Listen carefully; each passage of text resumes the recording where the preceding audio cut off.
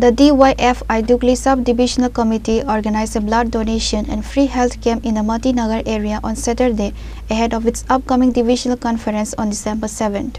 Subhankar Majumdar, Divisional Secretary of the DYFI Dugli, sharply criticized the ruling BJP, stating, "Even when we are not in power, our youth wing constantly works for society, unlike the BJP's youth wing, whose members are dragging the state into the abyss of drugs. This is the difference between the BJP and the CPIM." নেশার রমরমা আপনারা জানেন ত্রিপুরা রাজ্যে গলিতে গলিতে নেশার ঘাঁটি তৈরি হয়েছে।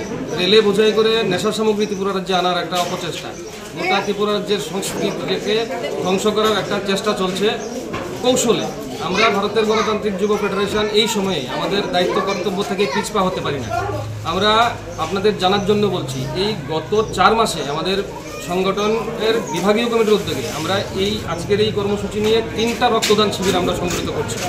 আজকে ডুগলি বিভাগ এলাকার মতিনগর এলাকাতে আমরা রক্তদান শিবির, পাশাপাশি স্বাস্থ্য শিবির আমাদের সংগঠনের 3য় ডুগলি মহকুমা সম্মেলনকে সামনে রেখে। আপনারা দেখতে পাচ্ছেন এই জায়গার মানুষের দারুণভাবে সাড়া পেয়েছে। মানুষ আসছে রক্তদান শিবিরে, রক্তদান করছেন, স্বাস্থ্য শিবিরের সুযোগ সুবিধা নিচ্ছেন। এখানে আমাদের ডাক্তারবাবুরা আছেন, রোগী দেখছেন, ওষুধ আমরা বিনামূল্যে ওষুধ যতটুকু পাচ্ছি সরবরাহ করার চেষ্টা করছি। এই হচ্ছে উদ্দেশ্যর ফারাক।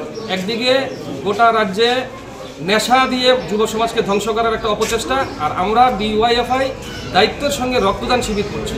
এই হচ্ছে দায়িত্ব আর বোঝাপড়ার মধ্যে ফারাক। আমরা দেখছি রক্তদান শিবির যখন আমরা করি, এই রক্তদান শিবিরের মধ্যে এই যুব তাদের মোর্চা বলুন বা এই সমাজদ্রোহীরা এসে আক্রমণ করে রক্তদান শিবির বন্ধ করার জন্য আরেকটা অপপ্রয়াস চলছে। এই অবস্থার মধ্যে দাঁড়িয়ে আমরা DYFI দায়িত্ব নিয়ে আমাদের সংগঠনের মহকুমা সম্মেলনকে সামনে রেখে স্বাস্থ্য শিবির, রক্তদান শিবির সহ গোটা মহকুমা এলাকার মধ্যে আমরা রাজনৈতিক কর্মকাণ্ড সহ এই ধরনের সামাজিক কাজ আমরা। Reported by Jivan from Vishalgarh, Chinikhora.